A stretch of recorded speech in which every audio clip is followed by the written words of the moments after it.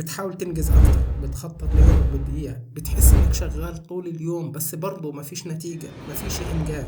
خليني أحرق عليك الحقيقة يا صاحبي، كل اللي تعرفه وتعلمته عن الإنتاجية غلط. والحقيقة إن إنتاجيتك مش بتزيد لما بتضيف مهام جديدة، إنتاجيتك بتزيد لما تشيل المهام اللي ملهاش لازمة، بحيث إنك تقدر تفوكس أكتر على المهام الحقيقية وتبعد عنك التشتت. والسر الحقيقي مش إنك تعمل 100 حاجة في اليوم، بل إنك ترمي كل المهام اللي في عندك 3 مهام رئيسية تركز عليهم، ده إن ما كانش مهمة واحدة كبيرة بس وتركز عليها طول اليوم. صدقني يا صاحبي، الناس الناجحة مش بتشتغل أكتر، الناس الناجحة هي اللي بتعمل حاجات قليلة ولكن مؤثرة. جرب من النهاردة تحذف المهام اللي ملهاش قيمة من يومك وتركز على المهام اللي ليها أولوية، وحاول إن الأولويات دي ما تتجاوزش عن 3 أولويات أو 3 مهمات تركز عليهم في يوم.